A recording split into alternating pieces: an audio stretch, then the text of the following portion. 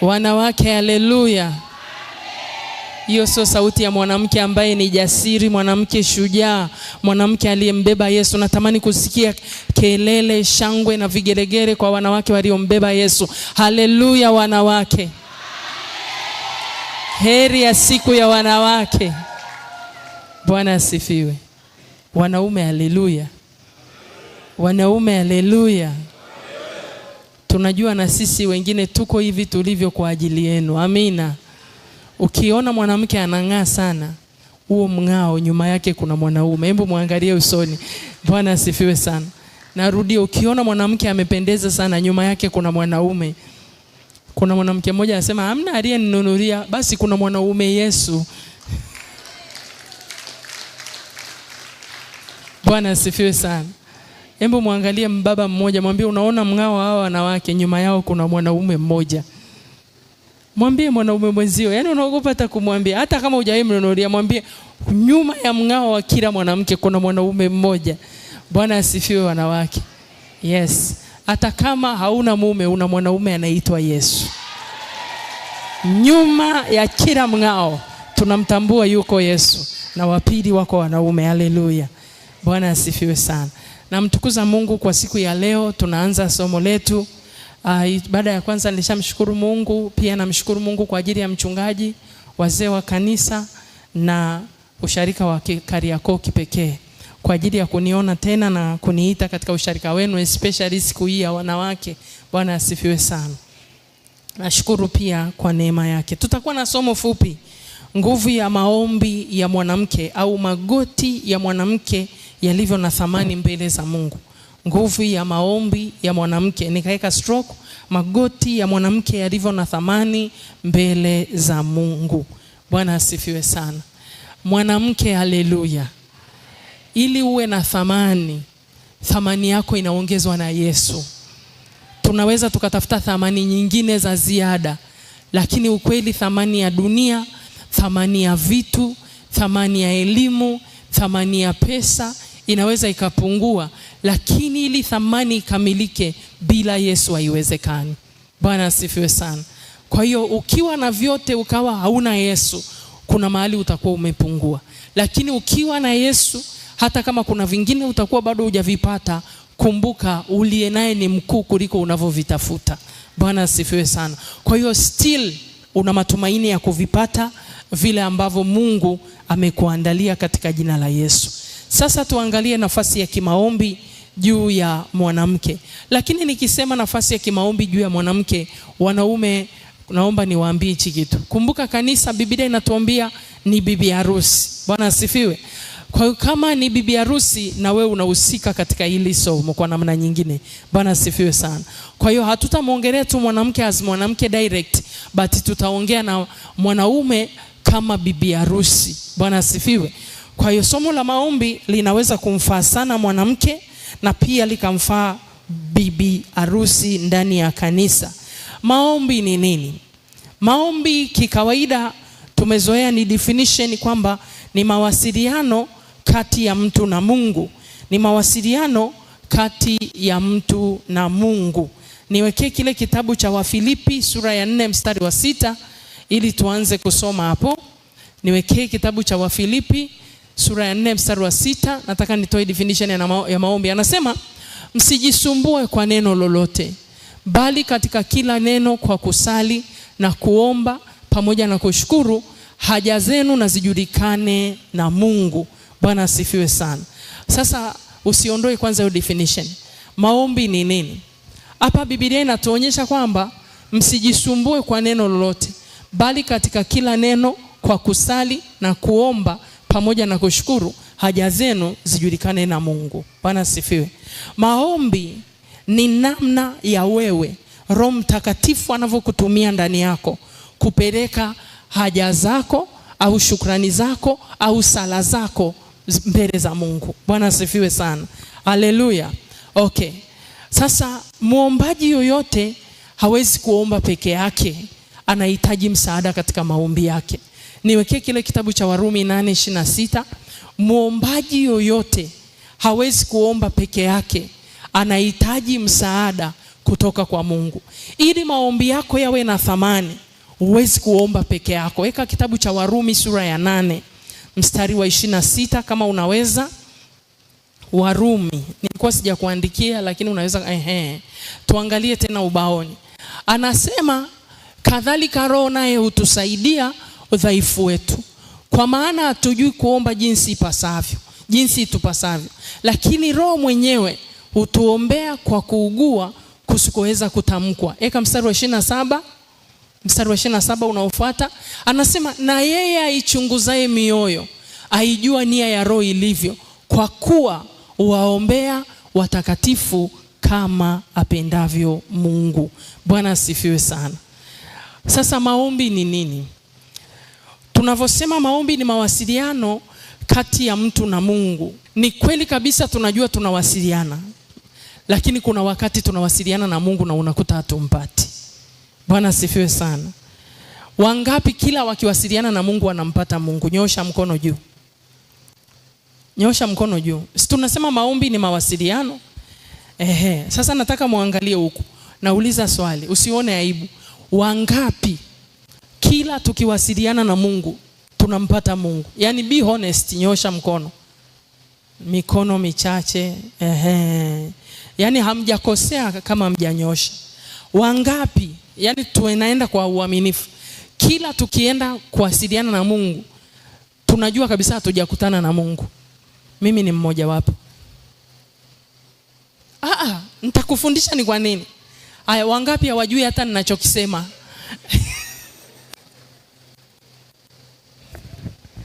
Mungu akubariki. Napenda watu waaminifu. Wangapi hawana uhakika? Yaani tusubiri. Wangapi hawana uhakika kwamba wakiomba wanawasilianaga na Mungu au wawasiliani na Mungu, lakini wao wana imani kwamba Mungu yupo? Pia nyosha mkono juu. Usiogope, nyosha mkono juu, tunajifunza. Amina. Hilo kundi ndio zuri. Sasa basi, tunavyosema maombi ni njia ya kuwasiliana na Mungu. Sometimes tunaweza tukawa sawa na sometimes tunaweza tusiwe sawa. Bwana asifiwe sana. Kwa sababu ni ukweli kabisa, wengi tunaombaga na ni ukweli Mungu atasikia, hashughuliki na maombi yetu. Na tunabaki na imani kwamba Mungu amesikia nini? Maombi. Nisikilize hichi kipengele. Hichi wala usiandike, maana hakuna kitu cha kuandika hapa. Kweli hamna kitu cha kuandika. Tunavopiga simu, mfano mimi nampigia simu mchungaji Joash Aila. Kuna saa mchungaji nikikupigia simu ukweli na kusikia simu yako inaongea sana.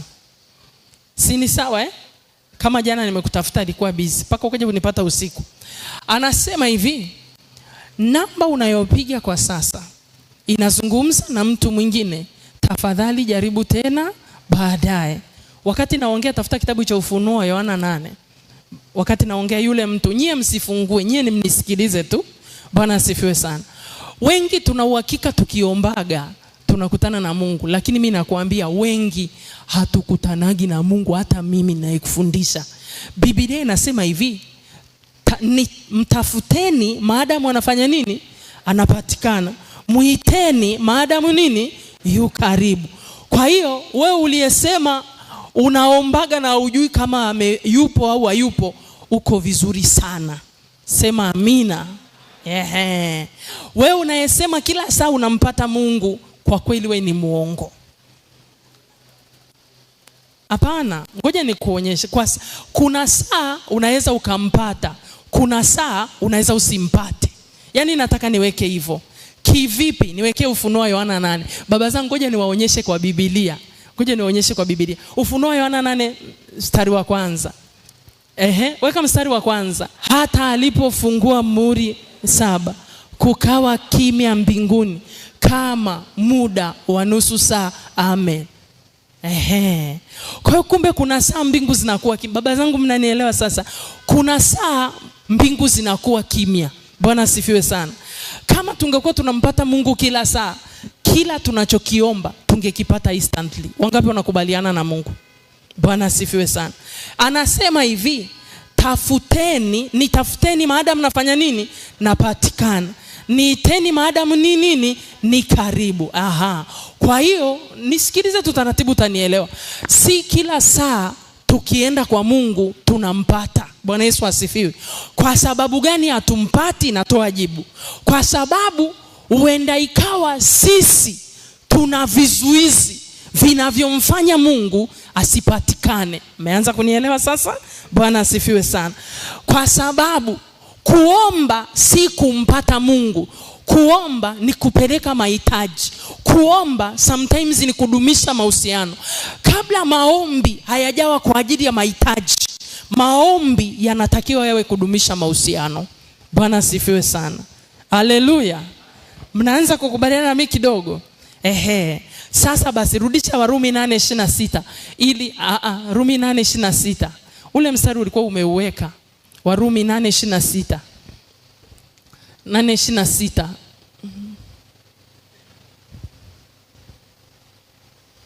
Nitasoma. Anasema hivi, angalia hapo vitu vinavyotuzuia sisi tusikutane na Mungu. Namba 1, kadhalika Roho naye hutusaidia nini? Udhaifu wetu. Maana yake kinachotangulia kabla hujaomba, mtu yoyote anatakiwa asaidiwe hichi kitu. Mmenielewa hapo ninapokisema? Mtu yoyote kabla hajaomba anatakiwa afanye nini? Asaidiwe udhaifu. Alafu hicho ni kipengele cha kwanza. Kipengele cha pili anasema kwa maana hatujui kuomba jinsi itupasavyo. Kwa hiyo kwenye huu mstari kuna vikwazo hivi viwili vinavyomfanya mtu hata maombi yake yasipate kibali. Namba 1, udhaifu. Namba 2, kutokujua kuomba nini ipasavyo. Umenielewa? Sasa ndio maana nimesema si kila mtu akiomba anakutana na Mungu. Nataka kulijibu hilo swali. Kwa sababu kazi ya Roho Mtakatifu ndani yako ni kukusaidia, namba 1, kukusaidia udhaifu. Namba 2, kukusaidia kuomba ifanye nini ipasavyo. Naanza kujibu. Sasa ni watu wangapi sisi tukiwa tunaomba, uwa kweli kabisa, to be honest, tunaanzaga kumtanguliza Roho Mtakatifu atusaidie madhaifu. Tunaanzaga kumtanguliza Roho Mtakatifu atuombee ipasavyo. Wangapi tunampichaga Roho Mtakatifu? Ukweli wengi tunaanzaga kuomba. Alafu tukishaanza kuomba tunaingia kwenye toba, tunaingia kujitakasa, alafu tunasema tunamkaribisha nani? Roho Mtakatifu. Hilo ni kosa. Roho Mtakatifu unatakiwa umkaribishe hata ukiwa na makosa, ili akusaidie kutubu sawa sawa na mapenzi ya Mungu. Sema amina. Hapo mmenielewa kidogo sasa? Nyie baba zangu mmenielewa sasa? Yes. Okay, twende mstari unaofuata. Usiondoe, mtoe huyo mtu. Anasema hivi, angalia hapa kizuizi cha 3 hicho. Na yeye aichunguzae mioyo ajua nia ya Roho ilivyo, kwa kuwa waombea watakatifu kama apendavyo Mungu. Maana yake Mungu havutiwi na sauti, Mungu anavutiwa na moyo. Watu wengi tunaomba mdomoni, lakini kuna tofautiana na wapi? Moyoni. Kwa hiyo Mungu hajibu unachokisema, Mungu anajibu kilichojaa moyoni. Bwana asifiwe.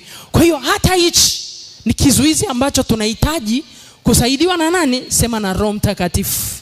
Sasa tunaweza kuconclude hapo. Kwa hiyo kuna mtu akiomba sio kila saa anampata Mungu, kwa sababu kuna vitu vinamzuia Mungu asiwe karibu na yeye. Wangapi sasa wamekubaliana na mimi hapo? Bwana asifiwe sana. Haleluya. Haleluya. Nimekuonyesha kwenye Ufunuo Yohana 8:1 anasema, na hata alipofungua muhuri ya 7 kukawa kimya. Kwa kuna wakati tunaombaga ukweli kabisa Mungu anakaa kimya. Mfano mzuri, Elia aliomba miaka mingapi? 3.5. Mungu alikaa kimya. Sasa wewe ukiniambia kila saa unapata majibu, sometimes nakudoubt. Bwana asifiwe sana. Miaka mingapi? 3.5. Ameshachoka. Mwisho baada ya kutoa sadaka ndio Mungu anamtokea. Kwa hiyo kuna wakati mbingu zinakaaga kimya juu ya mtu. Mungu akupe kupambanua saa mbingu zikiwa kimya na saa mbingu zikiwa wazi katika jina la Yesu. Sema amina. Hapo napo nikamtiani. Bwana asifiwe sana. Hapo napo nikamtiani kwamba kila saa mbingu zinakuwa wazi. Sio kweli. mbingu hizi ni tofauti na mbingu za kwenye eneo la nini? Sema maombi. Kama mbingu zinakuwa kimya kila saa, turudi tumtazame mtumishi wa Mungu Danieli. Danieli toka siku ya kwanza, Biblia inatuambia maombi yake yalifanya nini? Yalisikiwa. Lakini yalizuiliwa. Kwa hiyo na wewe unaweza ikawa ulisikiwa, lakini kile unachokitaka kimefanya nini? Kimezuiliwa. Kwa hiyo still bado hujakutana na kile ambacho ulikuwa unafanya nini? Unakiomba. Bwana asifiwe sana. Tumeelewana mpaka hapo? Hiyo ni definition tu nilikuwa naiweka sawa. Kwa lugha nyingine, maombi ni kusaidiwa na Roho Mtakatifu kupeleka hoja zako, kupeleka mahitaji yako ulionayo mbele za Bwana. Kwa lugha nyingine, bila Roho Mtakatifu utakutana na vikwazo kwenye maombi yako. Kwa hiyo kila muombaji anamhitaji Roho Mtakatifu amsaidie kwanza udhaifu wake na amsaidie kuomba ipasavyo. Bwana asifiwe sana. Haleluya. Sasa shida, kuna tofauti. Kuomba ipasavyo ni kuomba Mungu anavyotaka. Nani atakusaidia kuomba kama Mungu anavyotaka? Roho Mtakatifu. Bwana asifiwe sana. Sasa sisi tunafikiri kuomba ipasavyo ni kupeleka shida. Kuna saa unaweza ukawa unapitia pito na ukweli Mungu asikutoe kwenye mapito, akayaacha. Bwana asifiwe sana. Kwa nini? Saa hiyo kutolewa kwenye pito sio jibu, kuachwa kwenye pito ndio jibu. Sijui kama mnanielewa. Kwa kuna saa mtu anapeleka mahitaji, anafikiri lile ni hitaji, lakini lile sio hitaji. Ule ni uhitaji wa Mungu kubaki kwako, ili Mungu aweze kujifunua katika maeneo mbalimbali. Mfano mzuri sana ni wa Shadraka, Meshaki na Abednego. Wangeomba kutolewa kwenye moto, Mungu angewatoa kwenye moto, Mungu asingejulikana. Kwa lugha nyingine, kuna maombi unaweza ukaomba na Mungu asikujibu, kwa sababu hapaswi kukupa jibu. Anapaswa kukuacha upite hapo, kupitia shida ulionayo, kupitia pito ulionalo, ili ajitukuze na kujifunua katikati ya watu wanaokuona kwenye mapito ulionayo. Amina. Amina. Kwa hiyo mapito mengine tulionayo yanaruhusiwa na Mungu. Yanaweza kuwa ni mwalimu wa kukufundisha wewe namna ya kuishi aidha na watu au namna ya kuhusiana na nani? Na Mungu. Pito namba 2 inaweza kuwa nini? Sehemu yako ya kukukuza kiroho. Namba 3 inaweza kuwa ni sehemu ya kumfunua Mungu. Kwa hiyo sio kila kitu ukiomba kweli kabisa Mungu atakupa majibu kama unavyotaka. Mungu anatoa majibu kama anavyofanya nini? Anavyotaka. Shida ni kujua Mungu anataka nini kwetu. Bwana asifiwe sana. Hivi mnanielewa kidogo? Shida ni kujua Mungu anataka nini kwetu. Wewe unajua unataka nini, lakini hujui Mungu anataka nini kwako. Kwa hiyo mara nyingi sana sisi tunapishana na Mungu kwa kutokujua Mungu anataka nini kwetu. Sometimes hata ukipita kwenye mapito magumu, embu usikurupuke kumwambia Mungu nitoe. Mwambie Mungu nisaidie kwenye pito hili. Ni nini sababu ya mimi kupita hapa? Nisaidie nielewe. Sometimes Mungu anakutaka ukae kwenye magoti, akutengeneze kupitia mapito. Bwana asifiwe sana. Sometimes anataka kujifunua. Sometimes anataka kujitukuza ili atangazwe jina lake kupitia mazingira ulionayo. Si kila mazingira Mungu amekusudia kuyaachilia kwako ili kukuharibu, ili kukuaibisha, ili kukufadhaisha. Hapana, mazingira mengine Mungu anatumia wewe kukuvuta uwe karibu na yeye. Bwana asifiwe sana. Kuna wimbo wetu tunaimbaga huku, karibu na wewe Mungu wangu. Embu imba. Kukaribie Bwana wangu, siku zote niwe karibu na wewe, karibu zaidi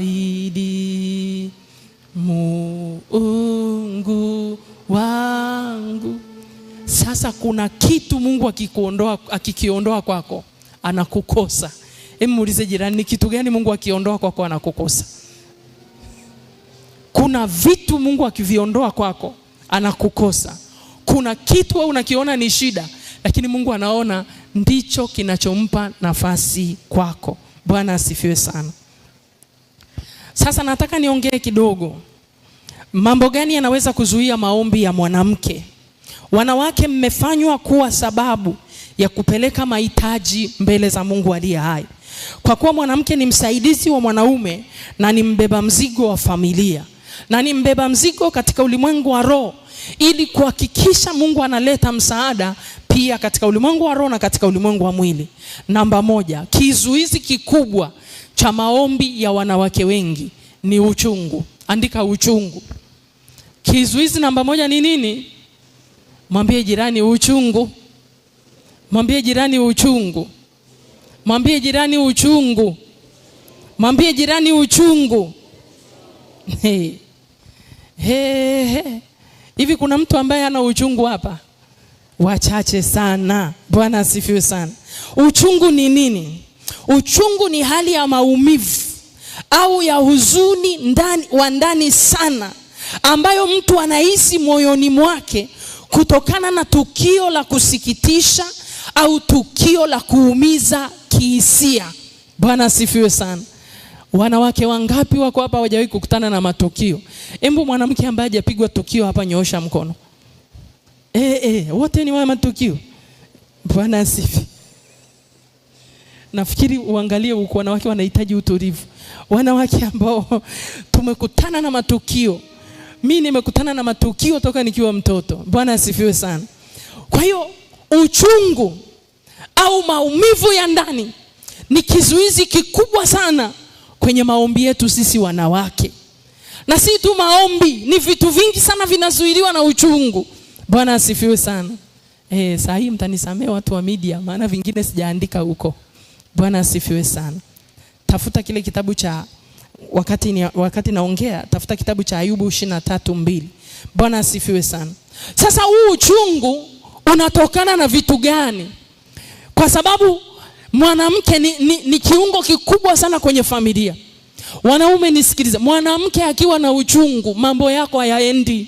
Wanaume nimesema katika kitu cha kuchunga ni furaha ya mke wako. Wanaume sema amina. Wanawake nilisema nyewe msiseme amina kwanza ili tusikie wao wanasemaje. Bwana asifiwe sana. Amen. Hebu tuangalie. Uchungu unaweza kuletwa na nini? Mashtaka. Maneno. Hebu tusome wote hapo mbele, 1, 2, 3. Hata leo mashtaka yangu yana uchungu, pigo langu ni zito zaidi ya kuugua kwangu. Bwana asifiwe. Hapa pakoje? Kinacholeta uchungu kwa mwanamke unaweza kuondoa. Namba 1, kudharauliwa. Kudharauliwa kinaleta nini? Uchungu. Kuna wanawake wako hapa kwenye familia zao lakini ni invisible. Sijui naongea au siongee. Nikisema invisible, asiyeonekana, si ni sawa Hana thamani. Kuondolewa thamani. Vitu gani vinaweza kuondoa thamani kwako mwanamke kwenye nyumba yako binafsi? Maneno, matusi, kashfa. Kuna wanawake wamezoea wakiingia anapigwa na neno la kwanza, anapigwa na neno la pili, anapigwa na neno la tatu. Hajakaa vizuri, akikaa vibaya anapewa huduma 5, anaongezewa nyingine ya 5. Mnaelewa nikisema huduma 5? Wanawake wangapi wanapataga huduma 5? Wengi, lakini wanaogopa kuonyesha. Unajua huduma 5 mchungaji ile?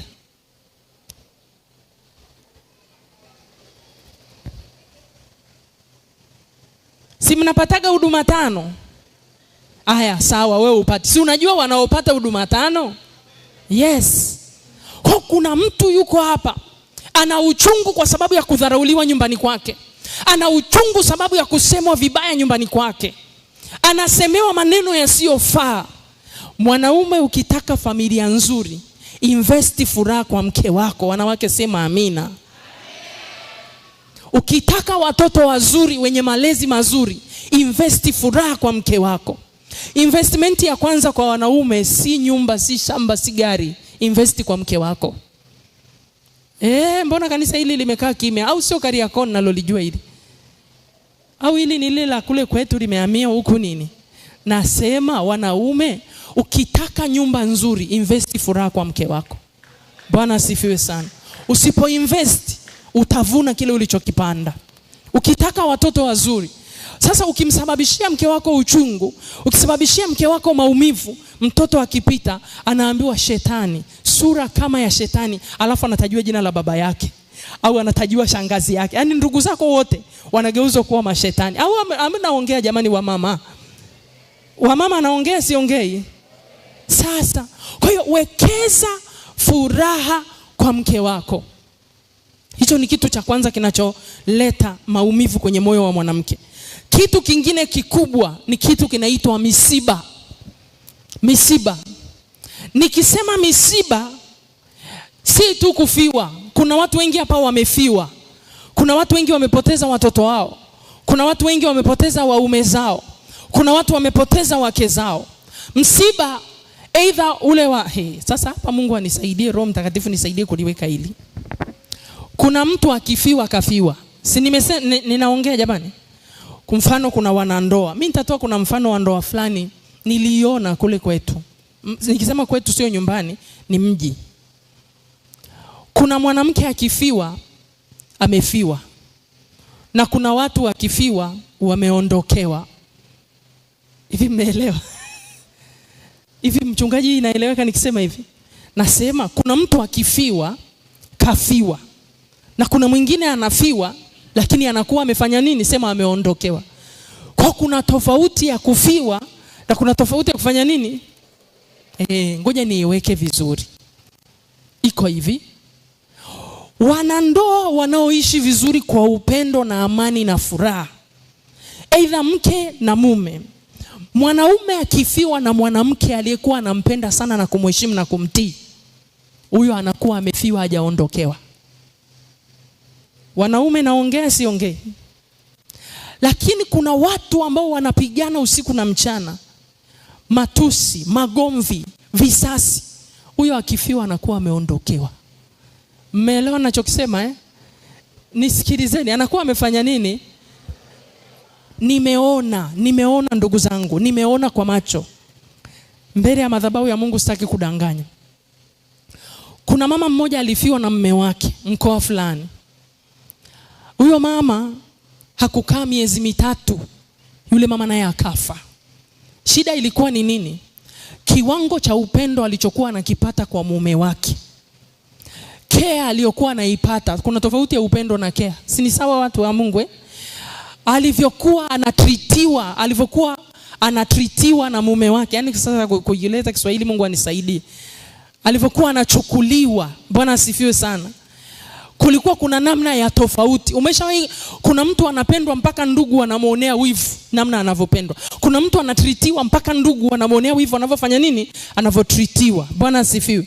Yule mama mume wake akaugua, alafu akaja akafa. Yule mama naye akapata shida, hakuwa na umwa chochote. Mimi wakanipigia nimuombee, nikamwambia sikiliza, huyo mtu mpelekeni akafanywe counseling. Shida ni kile mume aliyeondoka.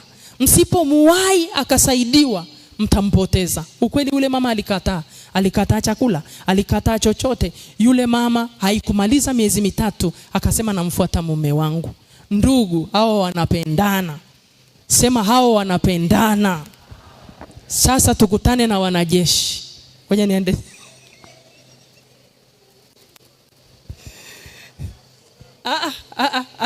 Mbona kama mjadala? Mbona mmeweka hilo neno? Toeni neno bwana. Neno alihusiki sahihi. Bwana asifiwe.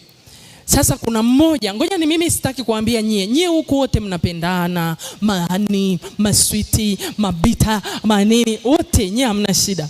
Sasa kuna mmoja mimi nimemuona kabisa. Mama mmoja alifiwa na mume wake. Sikilizia hiyo ndoa ya kwanza niliyokuhadisia na hii ndoa ya pili. Nataka kuzungumzia eneo la misiba. Kwa kuna watu msiba Alivopata msiba akashindwa kuhendo, akaondoka. Kwa kuna watu wako hapa wana uchungu kwa ajili ya misiba waliokutana nayo. Msiba unaweza kuleta uchungu, kufiwa na mtu unayempenda sana, kufiwa na mtoto wa pekee. Nikisema sisemi kufiwa na watoto wa Yumi, lakini kuna mtu ana mtoto mmoja, alafu huyo tena anafanya nini? Sema anakufa. Msiba mwingine ni nini? Kama yule mwanamke aliyetokwa damu miaka 12. Ugonjwa unaweza ukawa ni msiba. Mnanielewa ninachokisema? Kwa hiyo kuna misiba inaweza kusababishwa na magonjwa. Mtu anaenda kupimwa anaambiwa huna uwezo wa kuzaa tena. Huo ni msiba. Sijui kama mnaelewa ninachokisema. Mtu anaenda kupima anaambiwa una ugonjwa na huo hautapona tena. Ule tayari ni nini? Ni msiba. Sasa ngoja nikuhadisie hii ndoa ambao kuna mama yeye alifiwa na mume wake. Wakati yuko kwenye msiba, mama mmoja akamshauri, akamwambia besti, Farao ameondoka. Yaani sikudanganye. Akamwambia nani ameondoka? Farao. Hao ni wanawake wanaambizana kwenye msiba. Anamwambia kwenye huu msiba haujui utaishije kwa sababu Farao ameshaondoka, unaanza maisha mapya. Nunua kapochi. Niliona. Nunua kanini? Kale kapochi. Mnaonaga wale waendesha baskeli au wale watu wa marathon wanafungaga kapochi fulani hapa. Mwenzi akamshauri akamwambia nunua kale kapochi, funga kiunoni. Akanunua akafunga kiunoni. Akamwambia kila akija mtu kukuletea rambirambi, ipokee, fungua, ingiza mkono huko ndani. Sasa na mimi hii inafunguka. Ingiza mkono huko ndani, fungua zipu, weka. Hiyo itakuhifadhi baada ya kumaliza kila kitu. Sasa yule mama alikuwa anafanya hivi. Mtu akija anachungulia, anapewa mkono, niangalie msiba, angalia macho ni mawili. Alafu anachukua hela yake, anaweka. Analetewa chakula, anakula, akikumbuka analia kidogo, ni maigizo. Maidia, yule hajafiwa, ameondokewa. Mmeelewa sasa tofauti? Kwa kuna watu na alafu baada ya msiba hakuna reaction yoyote. Aliyofanya nini? Aliyeipata. Sasa usije mimi sijasema wewe umeondokewa. Sijui hata waliofiwa ni wangapi. Lakini kuna watu wakifiwa, maidia wamefiwa. Tuachane na maigizo. Bwana asifiwe sana. Kwa nini nimezungumza tofauti ya watu wawili kufiwa? Tufike mahali tuishi vizuri, tupendane katika roho na kweli, kwa msaada wa Mungu. Hata mwenzako akiondoka uone pengo lake. Hamna hata amen. Haya basi muondokewe tu.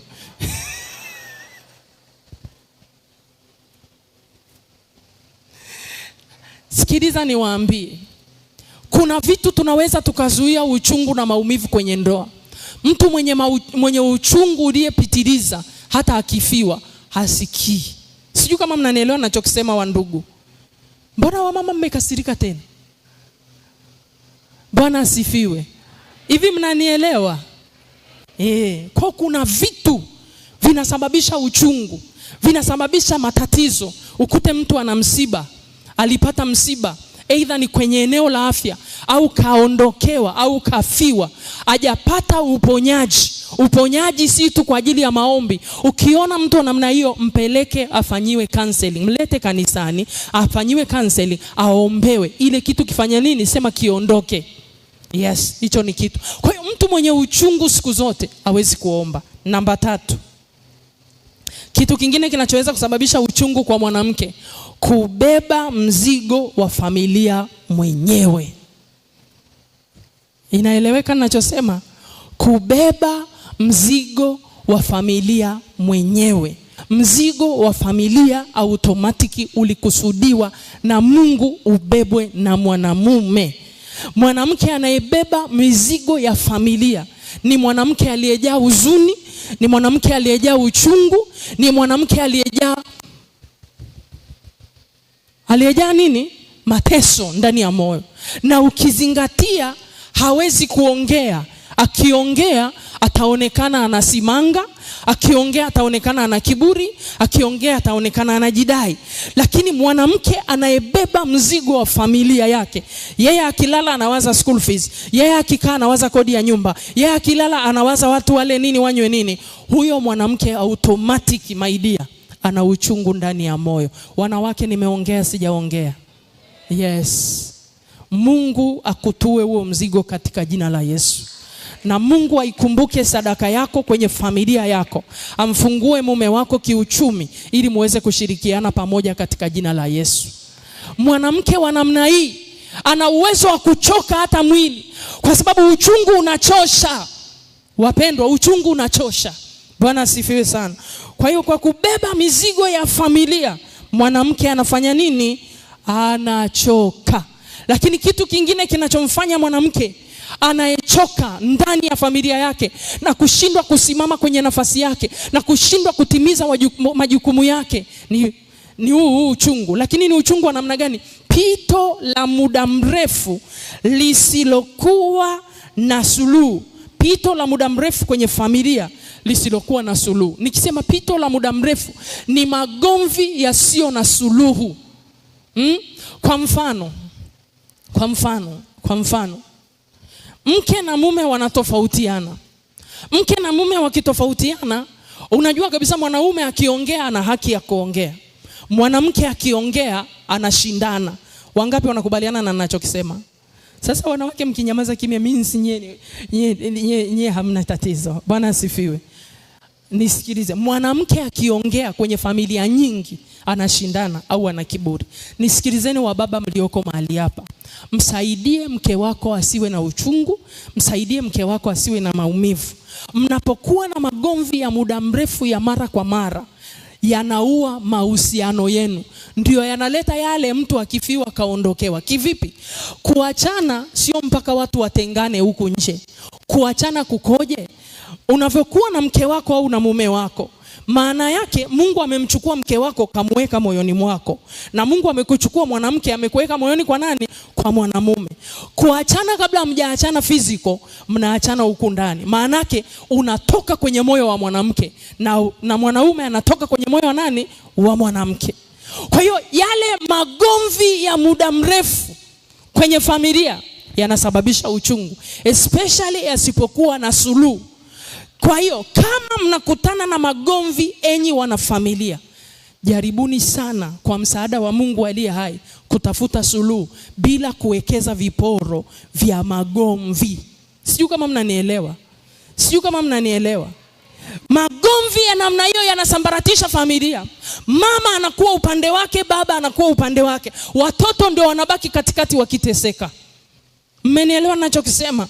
Kwa hiyo unakuta malezi yanayoendelea kwenye ngazi ya familia ni yaliyobeba uchungu, yaliyobeba maneno mabaya. Kwa hiyo Mungu atusaidie sana. Unakuta kama mtu akitaka kufanya suluhu, unasikia ishi hapo hapo, usiendelee mbele. Kwa kile kitu unakuta amerundika la kwanza, anarundika la pili, anarundika la tatu, anajua hata nikisema itakuwa hivyo hivyo. Mwanamke ukiona kama mwanzo hata ulikuwa ukichelewa nyumbani, alafu anaongea sana, ukiona mwanamke haongei, she is tired. Na ukiona mke wako alikuwa msemaji, akiona sijui umechelewa, akiona unaongea na watu wanaumia, niona sijui nini anapiga kelele, na ukiona hapigi tena kelele amekaa kimya, maidia umeshatoka huko ndani. Wanawake naongea siongei? Kwa hiyo mwanamke bado, mchungaji Aila akikuona unaongea na Florence anakasirika. Wewe kwa nini unaongea na yule mama mnene kila siku? Kaa naye mbali, huyo anakupenda. Lakini ukiona mwanamke hakusemeshi, she is tired.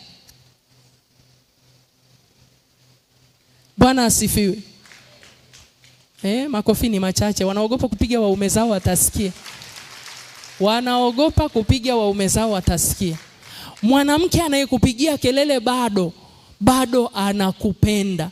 Mwanamke ambaye ukikosea anakukodolea macho, huyo amemaliza ingawa yuko ndani. Wamama tuliomaliza tupo.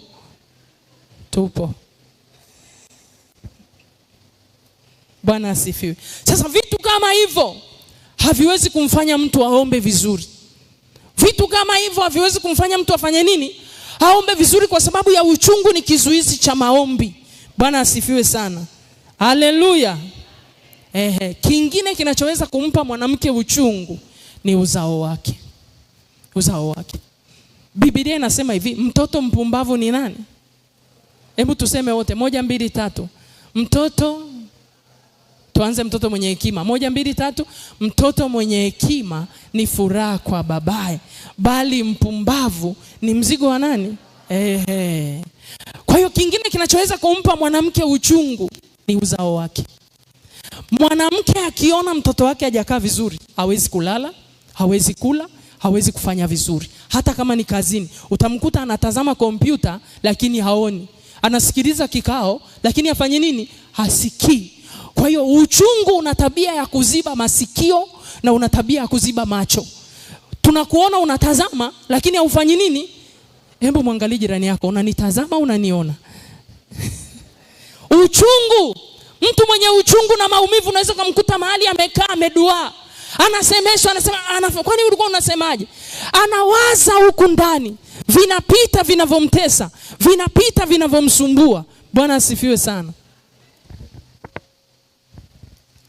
Kwa hiyo uchungu, unaweza kumkuta mtu yuko kwenye kikao, anasemeshwa, anashtuka kama ameguswa na nini? Na mdudu. Unamkuta kila saa kama amepigwa bumbuazi. Wanawake, Mungu awatoe hapo katika jina la Yesu. Mungu awagange mioyo yenu katika jina la Yesu. Mungu aponye majeraha yenu katika jina la Yesu. Hebu mwambie mwanamke mwenzako, tafuta kupona jeraha zako. Kuna saa tunashangilia tumependeza nje lakini ndani tunaumia. Mungu akuponye katika jina la Yesu. Tunasuka nywele nzuri, tunachana nywele nzuri lakini ndani tuna majeraha. Mungu aponye jeraha zako katika jina la Yesu. Tunapaka makeup, saa nyingine makeup inakataa. Sio kwamba hatuwezi kufanya skin care, tunafanya skin care but our skin is don't care. Mmesikia nilichosema? Sio kwamba hatuwezi skin care, we do. Tunafanya skin care but our skin is don't care. Because of nini? Uchungu. Because of nini? Maumivu. Because of nini? Mizigo ya familia. Saa nyingine hata sio skin care, unahitaji kupata raha ngozi yako ikae vizuri. Bwana asifiwe sana. Haleluya. Embu wa baba mlioko hapa ndani, mgonga tano na jirani yako. Mwambie mpe mke wako furaha. Hana haja ya kutafuta mafuta ya bei ghali. Mwambie wewe mwanaume ni zaidi ya mafuta katika jina la Yesu. Sema amina wanaume katika jina la Yesu. Wewe ni zaidi ya mafuta katika jina la Yesu. Ngoja tumshambulie na huyu.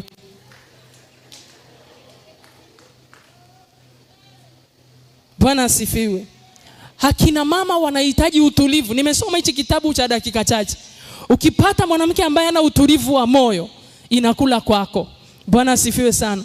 Ukipata mwanamke asiye na utulivu wa moyo, usitegemee na wewe utafanikiwa. Mwanamke asiye na utulivu wa moyo ni msumbufu kila wakati. Kwa hiyo sisi sio wasumbufu, mmetunyima utulivu. Wamama mbona hata mniambia amina?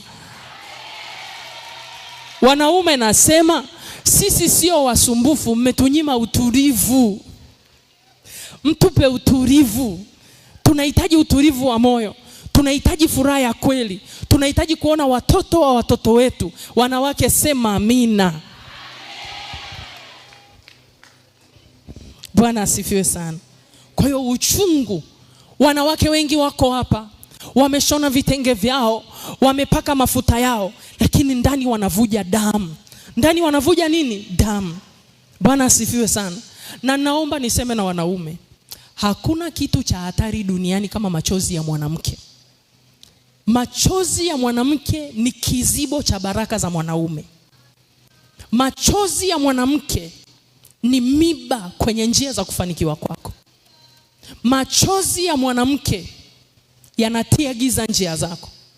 Kabla hujatafuta mchawi anayekuloga, rudi angalia moyo wa mke wako unafurahi kiasi gani na wewe. Biblia inavyosema apataye mke apata kitu chema, apata kibali mbele za Bwana. Si upate mke mzuri tu wa sura. Si upate mke mchapakazi. Nimegundua hata haya majina tunaojiita sisi wanawake wengi. Sijui mwanamke wa shoka, mwanamke wa nguvu, malkia mwenyewe. Haya ni majina mengine ni aziki tu. Hamnaga mwanamke wa shoka kwenye Biblia. Sasa ukiwa mwanamke wa shoka unahitaji gogo ulipasue. Ndio maana tunakutana na mapito, tumejibatiza eti mwanamke wa shoka. Nionyeshe mwanzo paka kwenye Ufunuo kama kuna mwanamke wa shoka. Mwanamke wa shoka kwa sababu unabeba majukumu yako. Embu nyie wanaume muwe wanaume wa shoka. We are tired to be wanawake wa shoka.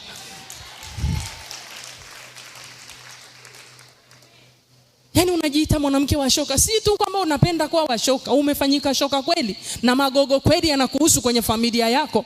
Na magogo mengine ni magumu kama haya ya TANESCO. Maana ya kuanzia nimezaliwa nimeona nguzo haijawahi kuanguka. Kwa hiyo unakuta mwanamke wa namna hiyo ana matatizo magumu kwenye nyumba yake. Kila siku anapambana nayo. Mungu awatue huo mzigo katika jina la Yesu. Mungu awatue huo mzigo katika jina la Yesu. Haya wanawake wa shoka tupo. Haisemi sitaki tena. Hii biashara ya kujibatiza kuwa mwanamke wa shoka, lazima unakutana na magogo mapya magumu tena mabichi. Mungu awatoe katika jina la Yesu. Embu wa baba tunawapa mashoka yenu. Embu wa baba tunawapa mashoka yenu. Mwambie tunawapa mashoka yenu. Tunawapa mashoka yenu. Biashara gani mnatukomaza mapema? Hebu mgeukie mwanaume ulioko naye. Mwambie wacheni kutukomaza mapema. Chukueni mashoka yenu kwa jina la Yesu.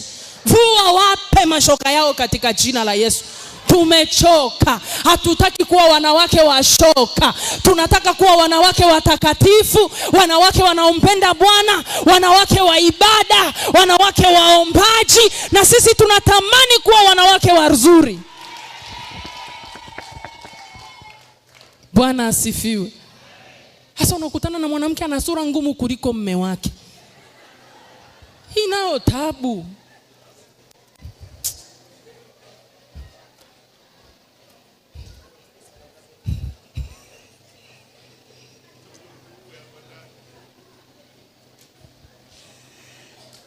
Mbona kuna gumzo tena? Au mnawajua? Mimi saa nyingine mwenyewe nikipita na mume wangu njiani naambiwa mazaa shikamo. Akipita naambiwa bro vipi? Sema kwani kuna shida gani? Serious. Naambiwa mazaa shikamo. Nasema marahaba ujambo. Na naitika najua ile sifa. Lakini mwenzangu anapita sikia bro vipi? Sasa wewe una shida gani? Mimi na maana mazaa. Mwenzangu tena bro. Naanza kuhesabu miaka alionizidi. Mbona 6 mingi sana amenizidi? Yeye inakuaje bro mimi mazaa? Unajua ukishaitwa mazaa tayari umeisha.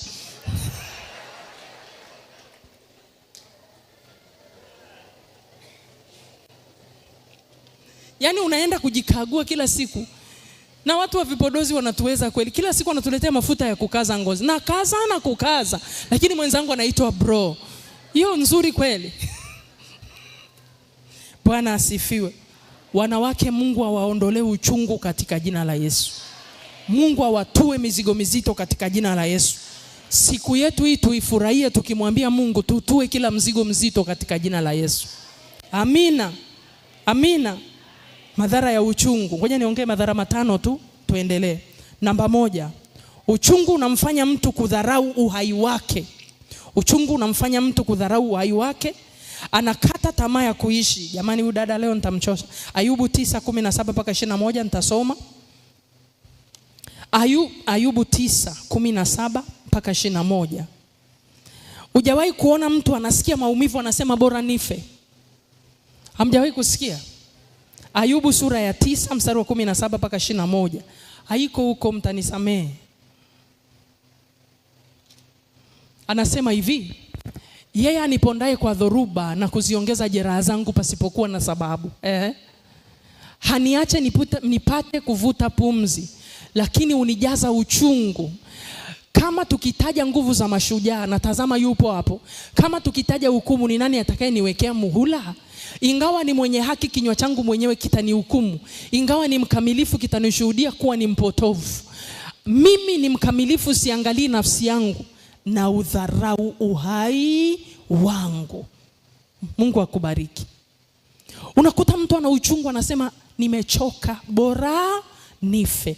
Kwa hiyo uchungu, ondoa hiyo. Uchungu unamfanya mtu kudharau uhai wake. Mungu akutetee katika jina la Yesu. Usiondoe uhai wako kwa ajili ya uchungu wa maisha. Usiondoe uhai wako kwa ajili ya uchungu wa familia yako. Naomba niseme na mwanamke mmoja, bado Yesu anakupenda. Bado Yesu anakupenda. Bado sisi tunakupenda. Bado ndugu zako wanakuhitaji. Kile unachokiona kinakuondolea uhai, jipe moyo mkuu, endelea mbele. Bwana yu pamoja nawe. Bwana asifiwe sana. Kwa uchungu, kuna watu wameshajiua kwa ajili ya uchungu wa familia. Hamjawahi kuona mtu tu anajisikia vibaya anaamua kunywa sumu? Mtu anaona amekwazwa na mume wake na mke wake, anaamua kujiua. Usife kwa ajili ya mtu. Yesu ashakufa, inatosha. Mwambie jirani yako, usife kwa ajili ya mtu. Usife kwa ajili ya maisha ya watu. Mwambie wewe sio Yesu. Yesu alishakufa, inatosha. Bwana asifiwe. Haleluya. Uchungu unachosha nafsi. Unamsababisha mtu kujinenea maneno mabaya. Weka Ayubu 10:1. Uchungu unachosha nini? Sema nafsi. Nafsi ikichoka huwezi kufanya kazi. Anasemaje? Nafsi yangu inachoka na maisha yangu, sitajizuia na kuugua kwangu, nitanena kwa uchungu wa roho yangu. Anasema nafsi yangu inachoka. Rudisha ile pale mstari wa kwanza. Nafsi yangu inachoka na maisha yangu, sitajizuia na kuugua kwangu, nitanena kwa uchungu wa roho yangu. Amina, inatosha. Mungu akubariki. Ondoa. Bwana asifiwe sana. Unaweza kuondoa. Kwa hiyo toa hata hiyo, maana mengi hayako huko. Bwana asifiwe sana. Kwa hiyo hujawahi kuona mtu ana uchungu anasema bora nife, mimi si kitu, mimi sina faida, mimi sijui nini, anajinenea maneno mabaya. Kwa hiyo uchungu unavojaa ndani haumpi mtu kujinenea mema, haumpi mtu kujitamkia mema, haumpi mtu kutamkia watoto wake maneno mema. Ndio maana uchungu mara nyingi, mtu mwenye uchungu ni rahisi kulaani. Wangapi wanakubaliana na ninachosema? Wanawake wengi wenye uchungu wamelaani waume zao. Mwanaume hivi unafikiri mganga ana nguvu kuliko mke wako? Ukimuumiza mke, ana uwezo wa kusema tuone kama utafanikiwa. And I'm telling you, lile neno ni kufuli. Make sure unamfurahisha mpaka anatamka mema. Wamama, haleluya. Make sure unamfurahisha mpaka anatamka nini? Mema. Hiyo ni ya pili. Ya tatu, uchungu unazuia mema ya mtu na unaleta mauti. Uchungu unazuia nini? Mema. Kwa hiyo penye uchungu hapana mema. Penye uchungu hapana nini? Mema. Na uchungu unamfanya mtu kuona Mungu yuko mbali. Uchungu unamfanya mtu kuona Mungu yuko wapi? Mbali. Yesu mwenyewe alimuuliza Mungu, Baba yangu, mbona umeniacha? Alivolia pale msalabani kwa uchungu kabisa, Eloi Eloi lama sabakitani. Si alijua kabisa Mungu amemwacha, lakini ni ukweli Mungu hakuwa amemwacha. Mungu ndo alikusudia apite pale. Kwa hiyo watu wengi sana wenye uchungu wanajua Mungu hayuko upande wao. Naomba nikutangazie neno hili asubuhi ya leo. Haijalishi uchungu ulionao, bado Mungu yuko upande wako. Amina. Kitu kingine, uchungu unaharibu mifupa. Wamama tupo? Sasa hivi watu wengi sana wanatumia supplement. Wamama wa zamani, nilimwona kuna yule dada nani hapa? Dada Kiswaga. Sijui kama alishawahi kutumia supplement. Dada Kiswaga, uliwahi kutumia supplement? Sisi kizazi hichi tukifika umri fulani tunaanza kutumia supplement. Uongo kweli? Hivi mnafikiri sababu ni nini? Hata uchungu unaharibu mifupa. Kwa hiyo kama hutaki kuchosha mifupa yako, chagua kusamehe, chagua kupuuzia mambo. Mmenielewa ninachokisema? Chagua kufanya nini? Chagua kusamehe, chagua kupuuzia mambo. Wamama, ngoja niwaambie kitu. Usisubiri mtu akuombe msamaha ndio uwe na furaha. Ili uweze kusonga mbele, chagua kusamehe kwa ajili ya Bwana Yesu Kristo na kwa ajili yako binafsi na kwa ajili ya afya yako. Sema amina. Tufanye maamuzi ya kuchagua kusamehe kabla ya kuomba msamaha. Hii biashara tuachie Wahindi. Tuachie nani? Wahindi. Wakikwazwa wanageuka mpaka waje waombwe msamaha, ndio wanarudi tena na maua na nyimbo. Wewe Msukuma, nani akuimbie? Wewe Mchaga, nani akuimbie? Wewe Mpare, nani akuimbie? Wewe Msamba, wewe nani akuimbie? Mme wako mwenyewe kwaya haimbi, akuimbie nyimbo gani ya kubembeleza? Eti niwaulize, eti wa baba, una nyimbo ya kumuimbia mke wako? Wewe usubiri ya kuimbia kama hajakuimbia nchi nzuri ya meta meta, huonekana kule mbali. Chagua kusamehe mwenyewe. Bwana asifiwe sana. Samehe kwa ajili yako. Samehe kwa ajili ya furaha yako. Samehe kwa ajili ya afya yako. Samehe kwa ajili ya uhusiano wako binafsi na Mungu. Samehe kwa ajili ya ngozi yako. Wengine mna rinkozi mapema, si kwa sababu umezeeka, ni kwa sababu ya uchungu. Mmenielewa ninachokisema? Si nimekuambia mimi mwenyewe naitwa nani? Mazaa.